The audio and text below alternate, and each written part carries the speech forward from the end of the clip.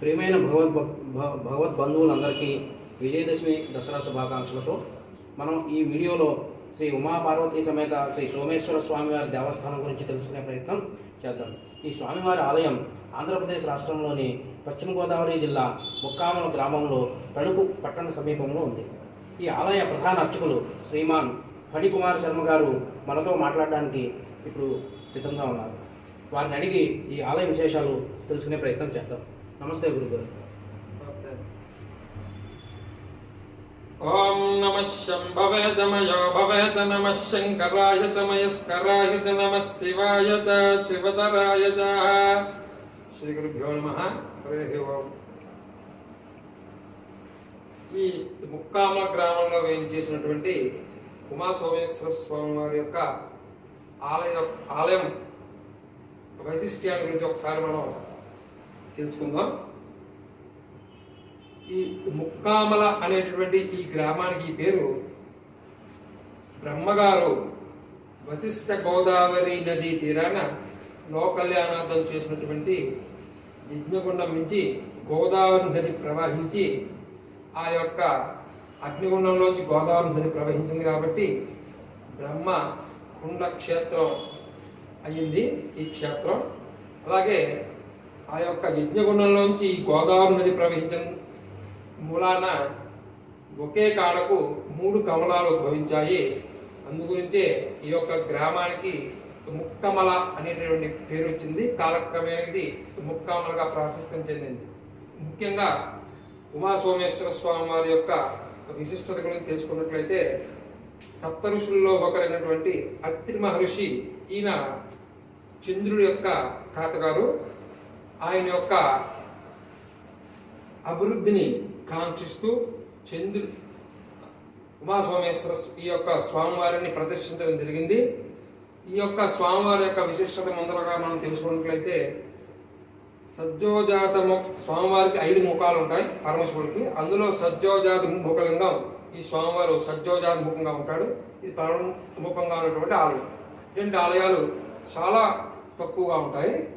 స్వామివారికి తెల్లటి పాలరాతి లింగం స్వామి, అలాగే ఈయనకి ధన్యం కూడా ఉంటుంది స్వామివారికి. ఇది ఒక స్వామివారి యొక్క విశిష్టత. ఈ పడమరముఖ ఆలయాన్ని కనుక ఈ పడమరముఖంగా ఉన్నటువంటి ఈ ఆలయం గోదావరి నది ఉత్తరంగా ప్రవహిస్తూ తూర్పుకి వెళ్ళిపోతుంది.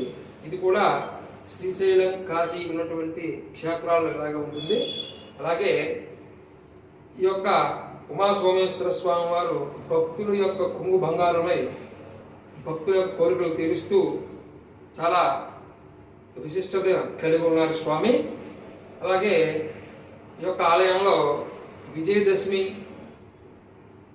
నవరాత్రి యొక్క కార్యక్రమాలు, అలాగే మహాశివరాత్రి, అలాగే కార్తీక మాసం విశిష్టంగా జరుగుతాయి. మహాశివరాత్రి అత్యంత వైభవంగా కార్యక్రమం ఇక్కడ జరుగుతూ ఉంటాయి, తిరునాళ్ళు జరుగుతూ ఉంటాయి. ఇది ఈ యొక్క ఆలయం యొక్క విశిష్టత. ఈ ఆలయం టైమింగ్స్ చెప్పండి గురువు గారు. ఉదయం 5:30 నుంచి 11 గంటల దాకా, సాయంకాలం 5:30 నుంచి 8 గంటల దాకా ఉంటుంది. అలాగే ఈ ఆలయంలో వేయించేసి ఉన్న మిగిలిన దేవతల పేర్లు, వారి గురించి చెప్తున్నాయి. ఈ వినాయక స్వామి వారు కూడా మనకు సజ్జోజాముఖంగా ఉంటాడు. ఈయన వరసిద్ధి వినాయక స్వామి వారు ఈయన. అలాగే అమ్మవారు పూర్వకాలంలో మహిషాసురమర్దిని సమేత ఉమాసోమేశ్వర స్వామి వారు ఉండేవారు. కాలక్రమేణా ఆ యొక్క మహిషాసురమర్దిని అమ్మవారిని శక్తిని తట్టుకోలేక ఈ యొక్క పెద్దలు ఏం చేశారంటే ఆ విగ్రహాన్ని తీసి పక్కన పెట్టడం జరిగింది. తర్వాత ఒక నాగలి దున్నుతున్నట్లయితే ఒక చేలో, అప్పుడు ఈ శాంతమూర్తి అయినటువంటి పార్వతీ అమ్మవారి విగ్రహం దొరికింది. ఆవిడని తీసుకొచ్చి ఇక్కడ ప్రతిష్ఠ చేయడం జరిగింది.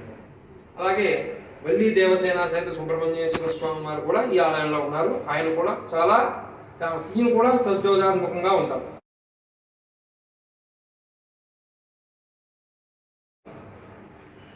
ఇది ఈ యొక్క విశిష్టత.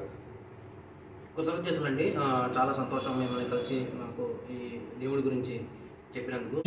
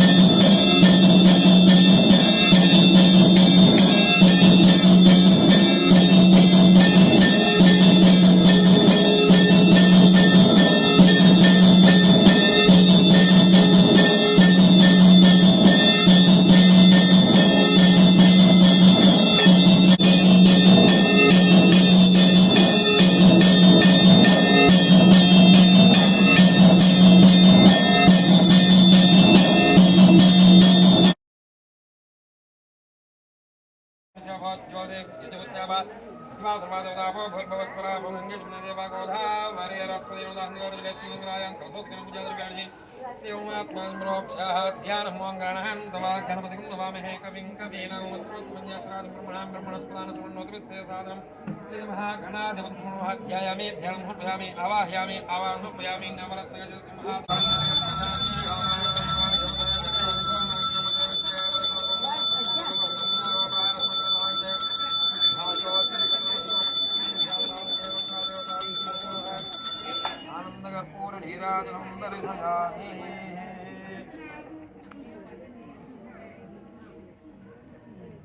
पार्वती महादेव शंकर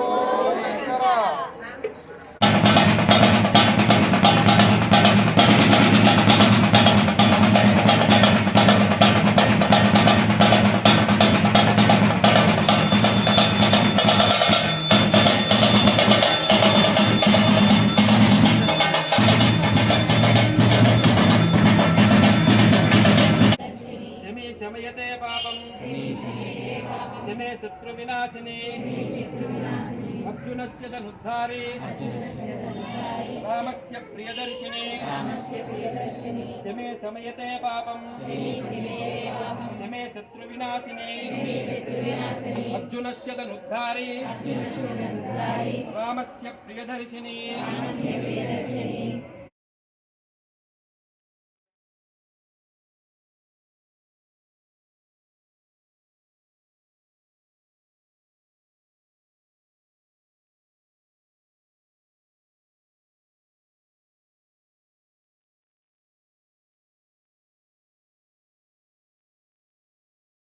దగ్గరలో కొంతమంది భక్తులు చెరువులో ఉన్నారు. వారిని అడిగి ఈ దేవస్థానం విశేషం గురించి వారి ఎక్స్పీరియన్స్ గురించి అడిగి తెలుసుకుందాం. ముందుగా మీ పేరు చెప్పండి. నల్గొండల వెంకటేశ్వర. మీరు ఎన్నాళ్ళుగా జన్మస్థానం ముక్కామల్లో ఉన్నారు. మాకు చాలా చిన్నప్పటి నుంచి సోమేశ్వర స్వామి తెలుసు.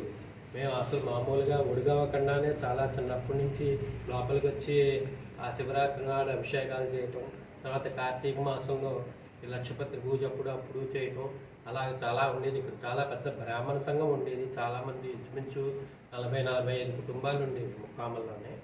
అనేక ఉద్యోగరీత్యా కొంత పిల్లలు అలా వెళ్ళిపోయారు. కానీ అదర్వైజ్ మా ముక్కామంలో 45 కుటుంబాలు ఉండేవి. అందరం కలిసి లక్షపత్రి పూజ చేసేవాళ్ళం. శివరాత్రి నాడు కూడా వచ్చేవాళ్ళం. బాగా జరిగేది. చాలా దీనికి ఎదురుకుండానే విష్ణాలయం ఉంది. అది కూడా మేము చాలా అందరం దర్శనం చేసుకున్నాం. బాగా ఉండేది. కానీ అయ్యప్ప కూడా ఇక్కడే పుట్టారని ఒక సూక్తి ఉంది. అంటే విష్ణువు అక్కడ విష్ణువు, ఇక్కడ శివుడు, వాళ్ళిద్దరి మధ్యనే సంయోగం జరిగి అయ్యప్ప పుట్టాడని, తర్వాత అయ్యప్ప పూజ మన తపస్సు నిమిత్తం శబరిమల వెళ్ళిపోయాడని అంటారు. కాలు కూడా అయ్యప్పకి జన్మస్థలం కూడా అని అంటారు కొంతమంది. మీరు ఈ స్వామివారిని దర్శించుకోవడం వల్ల మీకు కలిగిన అనుభూతులు కానీ ఏమన్నా? అనుభూతి అంటే శాంతి కలుగుతుందండి ప్రస్తుతం. తర్వాత రోగ భయం ఉండదు.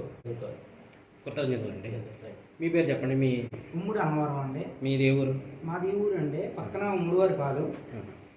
మా చిన్నతనంలో ముక్కాములు వచ్చేసారండి. ఫస్ట్లో ఎప్పుడో ఏదో వద్దామో చేద్దామని అనుకునేవాడిని అండి. శివాలయానికి మామూలు ఏదో వస్తున్నాం కదా చేస్తున్నాం కదా అనుకునేవాడిని. కానీ మా గురువుగారు ఏం పర్లేదు, ఒకసారి నీకు ఎన్ని కష్టాలున్నా ఏమున్నా తీరిపోతాయి, నీకు హామీ ఇస్తున్నాను అని శివాలయంకు రా, ప్రతి డైలీ రా అన్న. సర్లే అని ఏదో కుదిరితే వస్తాను లేకపోతే లేదు అని మనసులో అనుకున్నాను. కానీ మొదలెట్టిన కాడి నుంచి కూడా ఒక్కరోజు కూడా ఏదో పని ఉండి మానేద్దాం అనుకున్నా. కానీ ఆ మహానుభావుడు ఏదో రూపంగా ఇప్పుడు గుడి కట్టేసినా సరే మామూలు బయట నుండి దర్శించుకునే సరే వెళ్ళిపోతున్నానండి. అలాగా మానేద్దాం అనుకున్నా కానీ మానేస్తలేదు. సరే, మీకు ధన్యవాదములు. మీ పేరు చెప్పండి. నా పేరు చందు అండి. మీరు ఎప్పటి నుంచి ఈ ఆలయానికి వస్తున్నారు? గత 2 సంవత్సరాలుగా వస్తున్నాను. మీరు రోజు సాయంత్రం మాటలు కంపల్సరీ వస్తాను. మీరు ఈ స్వామిని దర్శించుకున్నప్పుడు మీకు ఎటువంటి అనుభూతులు, ఎటువంటి అనుభూతి కలుగుతుంది? అంటే పొద్దుటి నుంచి మనం ఎన్నో కష్టాలతోటి, ఎన్నో ఇబ్బందులతోటి, ఎన్నో వర్కులతోటి ఉంటాం. ఒకేసారి ఈ రోజున్న సిచ్యువేషన్ బట్టి, ఇప్పుడున్న జనరేషన్ బట్టి ఎవరైనా సరే మనం ఎక్కువ టైం స్పెండ్ చేస్తే నెట్లోనే.